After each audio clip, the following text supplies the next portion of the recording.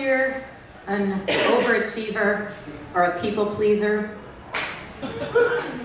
It's 2015, and I'm finally going to Burning Man.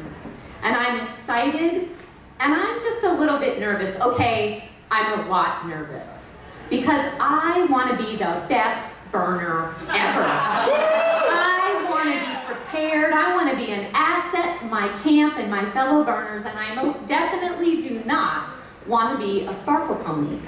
You know, that person who has the most amazing costumes, but they show up with little else. And I figure I'm kind of prepared for it because I was a Girl Scout. I grew up in a practical Pennsylvania Dutch household, and for over a decade I was a freelance storyteller. That meant I knew how to stretch $25 for food for an entire month. I figured I might be a little bit prepared, and yet I wanted to be the ultra burner, and so I delved into research. I read every article I could find on how to prepare for Burning Man. I read on what to do, what not to do. I watched every video on the packing essentials and what you might expect out on the playa. I went to the local DC meetups religiously. I went to several events on how to prepare for Burning Man.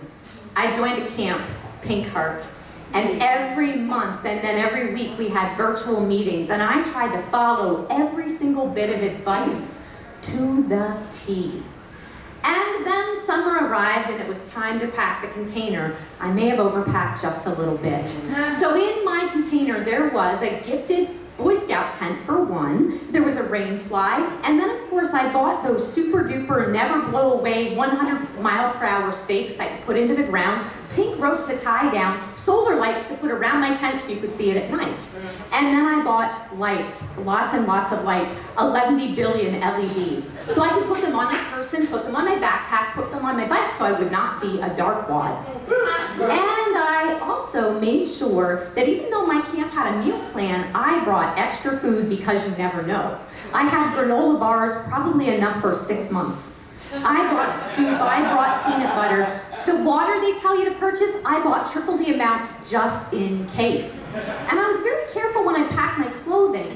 You know, even though I do like sparkle and I am a huge fan of glitter, I did not pack anything with sequins, feathers, or glitter because I heard that might leave something behind, no trace. And bubbles, they're my signature, but I didn't bring them because I was so paranoid. What if the bubbles popped and they left residue on the playa?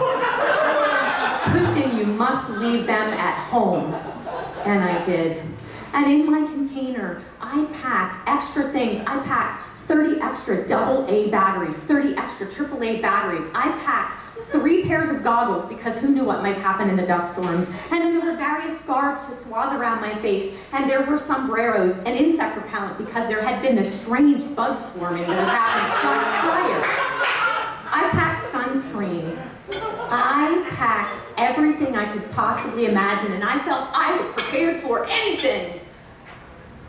But I was not prepared for everything. You know, they tell you it's going to happen. You are going to have a moment where you are cracked open. You are going to have a moment where you break down, and it's okay. It happens to everyone. Well, I made it through the first 5 days completely unscathed. I celebrated the best birthday of my entire life. And then Friday came. I went to the temple. Talk about being cracked open. And then I got caught in a dust storm in deep playa, all by myself. Sitting down, hunkered next to my bicycle, the lights turned on, just breathing in and breathing out. And eventually, I made it back to my camp, and I was feeling raw, and I was indeed feeling cracked open. And I began to cry. And in my head, I can hear the voice of Tom Hanks from League of Their Own saying, "There's no crying at Burning Man. Be radically self-reliant." And so I put on a happy face and I told myself, I'm fine, I am fine. But my campmates notice it. I am not fine. And it begins with one hug, and then it continues with, do you need a shot of Fireball? Would you like to come and cuddle on the pink couch with me? Come into the cuddle dome. And soon I was surrounded by hugs and love and care and generosity. And it hit me. Maybe, just maybe, I didn't need to be radically self-reliant all the time. Maybe it was okay to reach out for help. Maybe, just maybe, it was a gift to somebody else if they could reach out to help you in that moment. And I allowed the help to come. And I soaked it up. And the rest of that afternoon, there we were, because the dust storm raged on. We were together, and we were feeding each other, not only with food and drink, but with story of experiences. We were feeding each other with love and hope and friendship. And I found family. And then 3 days later, the burn is over. But not for me. You know, they tell you going back to the default world is hard. Oh, Kristin, your decompression is going to be challenging. And I waited for that to happen, but honestly, it wasn't that challenging coming back.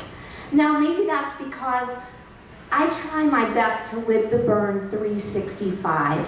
What you see before you, this is what I wear.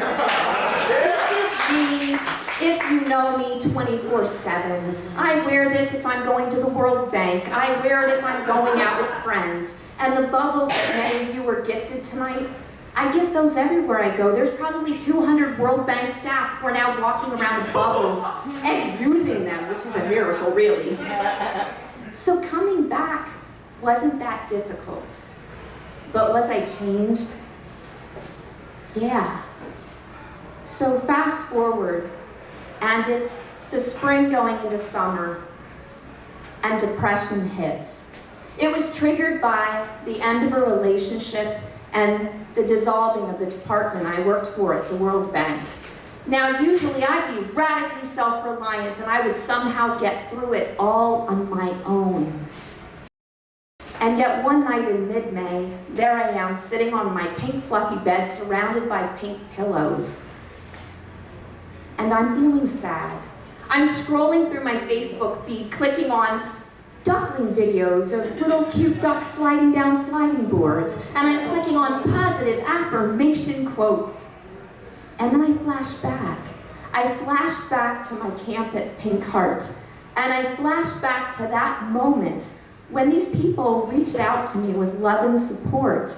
And I realized maybe it's okay here to reach out and to not be radically self-reliant, but rather to be radically interdependent. And so I begin to type, "Dear friends, I'm usually the hugger, but right now I need to be the huggee. I'm feeling depressed and a bit lonely. If you could send me a message or post a cute video, I sure would appreciate it."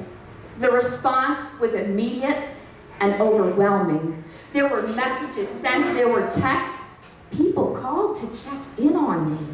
And the following weeks were filled with one-on-one meetings and friends coming over, blanket forts in my room and coloring, sometimes just sitting with a cup of tea and conversation. And that's when I was reminded, it's great to be radically self-reliant, and how wonderful to live the 10 principles, not only on the playa, but every single day. Here's to radical inclusion and self-expression and participation. And my friends, here's to being radically interdependent.